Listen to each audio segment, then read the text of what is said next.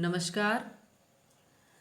BA final year political science paper second लोक प्रशासन की दूसरी यूनिट का हम नेतृत्व के सिद्धांत का अध्ययन पिछले वीडियो से कर रहे हैं और ये उसी के कंटिन्यूएशन में ये हमारा दूसरा वीडियो है।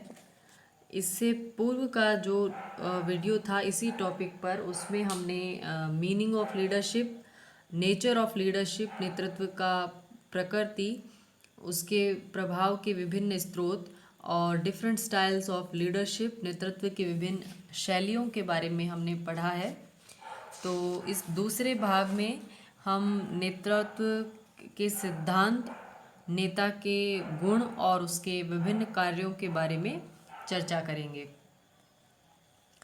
तो नेतृत्वकर्ता के यानी एक लीडर के क्या क्या कार्य होते हैं। अलग अलग विचारकों ने सूचियां बनाई है जो नेतृत्वकर्ता के कार्यों को स्पष्ट करती है, जिनमें फिलिप सेल्जनिक, हिक्स और गुलेट और एमपी फॉलेट और चेस्टर बर्नार्ड के जो सूचियां हैं वो महत्वपूर्ण हैं, जिसमें से हम दो के बारे में यहाँ पर चर्चा करेंगे। तो हिक्स और गुलेट है, इन्होंने एक नेता के 8 कार्यों की पहचान की है। यानी किसी भी प्रशासनिक संगठन जो है उसके नेतृत्वकर्ता को कम से कम ये 8 कार्य एक प्रभावी नेतृत्व को स्थापित करने के लिए करने पड़ते हैं या उसको करने चाहिए। तो वो कार्य क्या है? सबसे पहले उसे अपने संगठन के सदस्यों को संगठन के उद्देश्यों से परिचित करवाना चाहिए।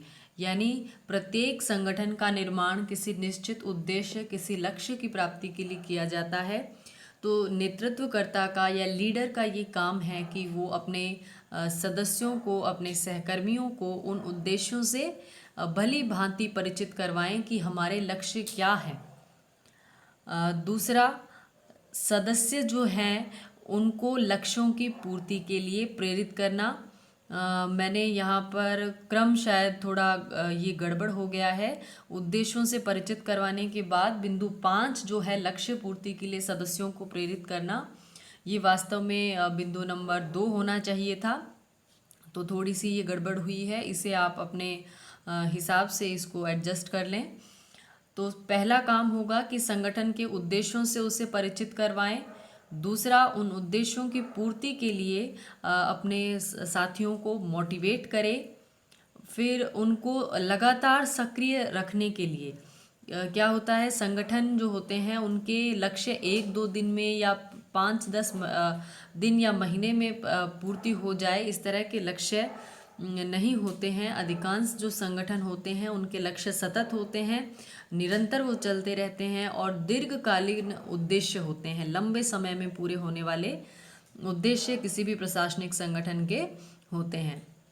तो उन उद्देश्यों की प्राप्ति के वक्त या उसमें जब लगे रहते हैं तो निराशा या हताशा की भावना न आए और वो सदस्य निरंतर उसके प्रति जागरूक रहे, उसके लिए सक्रिय बने रहे। इसके लिए भी नेतृत्वकर्ता को या उनके लीडर को एक उत्प्रेरक की भूमिका है वो निभानी चाहिए। उसके अलावा यदि संगठन के सदस्यों के बीच में कोई विवाद उत्पन्न हो जाए तो उसमें निर्णायक की या उसको सुलझाने वाले व्यक्ति की भूमिका निभाएं। अधीनस्थों को अपने कार्य से संबंधित या उसमें अच्छा करने के लिए उनको विचार सुझाएं। सदस्यों की जो मान सम्मान संबंधी आवश्यकताएं हैं उनको पूरा करें। आपस में वो शांतिपूर्ण वातावरण में रहकर काम कर सकें और उनके हेड होने के नाते, उनके लीडर होने के नाते वो इस बात का पूरा ध्यान रखें कि अधीनस्थों में सम्मान बना रहे या अधीनस्थों का वो भी सम्मान करें।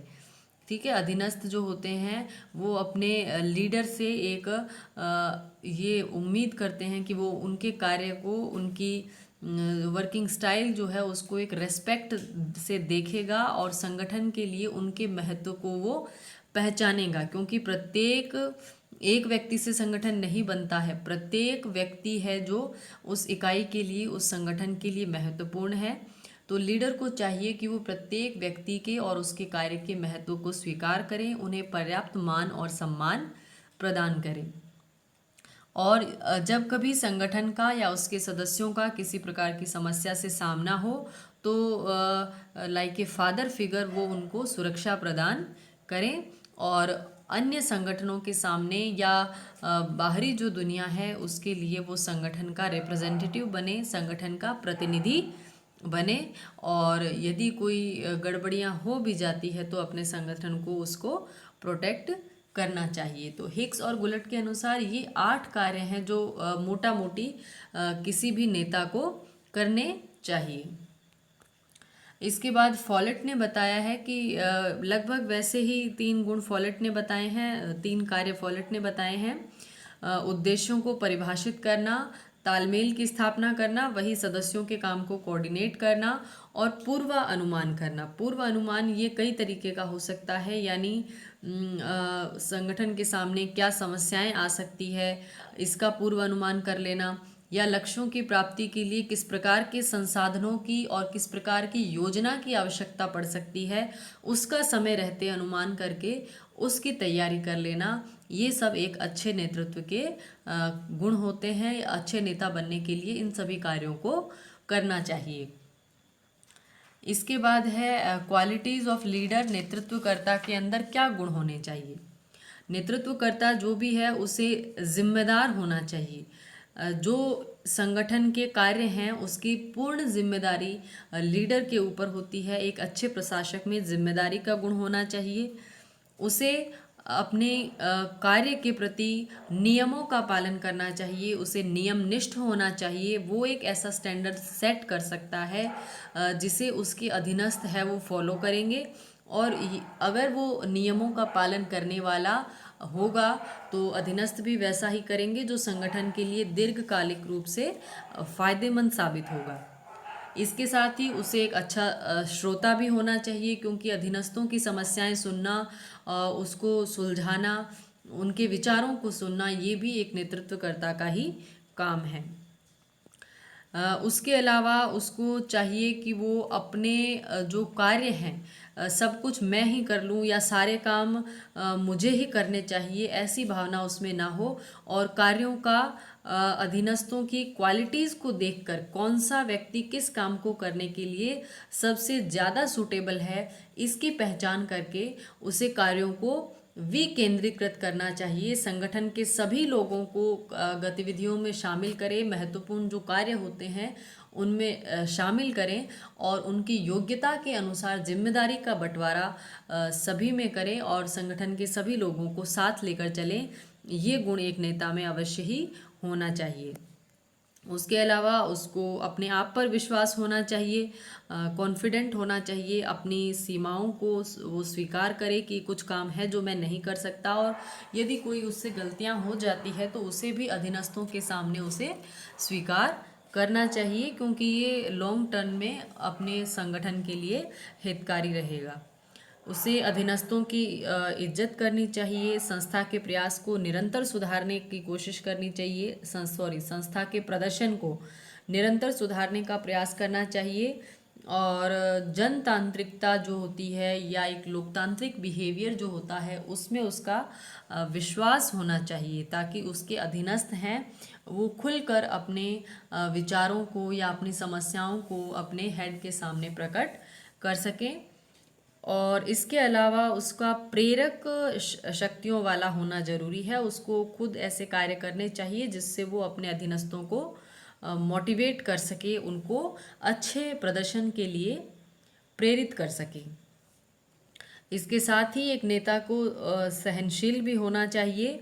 उसे अच्छी और बुरी दोनों प्रकार की खबरें या जो बातें हैं वो अपने संगठन में देखने को मिलेगी, तो उसे इनको सहन करते हुए और अधिकतम प्रयास ऐसा करना चाहिए कि संगठन का ही फायदा हो या संगठन के लक्ष्यों की प्राप्ति है वो सुनिश्चित हो सके, ऐसा उसे प्रयास करना चाहिए। इसके बाद आखिरी इसका बिंदु है नेतृत्व के सिद्धांत या उपागम, थ्योरीज और अप्रोचेज ऑफ द लीडरशिप। इसमें 3 तरह के उपागम देखने को मिलते हैं। विशेषता उपागम, व्यवहारवादी उपागम और स्थितिपरक उपागम। तो सबसे पहले है विशेषता उपागम। इसके अनुसार कोई भी व्यक्ति अपनी विशेषताओं की वजह से नेता बनता है। यानी व्यक्तियों में कुछ जन्मजात ही ऐसी क्वालिटीज़ होती है जो उनको नेता बनाती है। ठीक है, उनको नेता के जो गुण हैं वो उनमें जन्मजात ही होते हैं। इसके ये जो समर्थक हैं चेस्टर बर्नार्ड, ऑडवे टीड, मिलेट और एप्पल बी, इनका कहना है कि नेता है ये पैदाइशी होते हैं। नेता बनने की ट्रेनिंग या उसकी जो क्वालिटीज़ होती है उनको बाहर से किसी को सिखाया नहीं जा सकता, उन पर थोपा नहीं जा सकता, उनको ट्रेन नहीं किया जा सकता। नेता के गुण जो होते हैं व्यक्तियों में जन्मजात ही होते हैं। तो ये विशेषता उपागम एक तरह से महामानव सिद्धांत के रूप में भी लोकप्रिय हुआ था। यानी नेता की क्वालिटी जिसमें है वो एक महामानव है, स्वतः ही उसमें ये गुण पाए जाते हैं। तो ये जो सिद्धांत है इसकी कमियां कुछ ऐसी थी कि ये शिक्षण और अनुभव है उसको बिल्कुल गौण मान लेता है, क्योंकि क्या होता है कि धीरे धीरे वातावरण से व्यक्ति जो सीखता है या फिर उसका अपना जो एक्सपीरियंस होता है उससे भी लीडरशिप की क्वालिटी आती है। इस बात को ये उपागम बिल्कुल ही नकार देता है। और इसके जो विभिन्न विचारक हैं इन्होंने कोई एक सर्वमान्य सूची नहीं दी है। सूची किस बात की कि ये विशेषता नेता में होती है। सभी की सूचियां हैं वो अलग अलग है, कोई सार्वभौमिक सूची नहीं आ पाई है। और उसके अलावा विशेषताओं का तुलनात्मक महत्व जो है उसके ऊपर भी इसने ध्यान नहीं दिया है। और कई ये जो विशेषताएं बताते हैं इन विचारकों के द्वारा जो 5-10 विशेषताएं बताई गई है जो एक नेता में होती है, कई बार हमने पाया है कि ये विशेषताएं ऐसे लोगों में भी होती है जो नेता नहीं बन पाए। यानी ये कुछ ऐसे फीचर्स बताता है कि ये नेता होने के लिए आवश्यक है, तो दूसरे लोगों के अंदर जब वो फीचर्स हैं वो नेता क्यों नहीं बन पाए, इसका स्पष्टीकरण विशेषता उपागम के पास में नहीं है। और ये सिर्फ नेता के दृष्टिकोण से ही अध्ययन करने का उपागम है और अधीनस्थों की ओर से इसमें कोई विचार नहीं किया गया है कि सबॉर्डिनेट्स हैं वो किस तरह से अपने लीडर को देखते हैं या किस तरह से अपने लीडर को वो प्रभावित करते हैं। इस पहलू पर इस उपागम में कोई विचार नहीं किया गया है। और सिचुएशंस का जो इफ़ेक्ट किसी की लीडरशिप पर पड़ता है, परिस्थितियां जिस तरह से नेता को प्रभावित करती है, उस पर भी इसमें उपागम में कोई ध्यान नहीं दिया गया है। तो ये कुछ कमियां इस उपागम की रही। इस सिद्धांत की इन्हीं कमियों ने अन्य सिद्धांतों के जन्म के लिए प्रेरणा है वो दी है।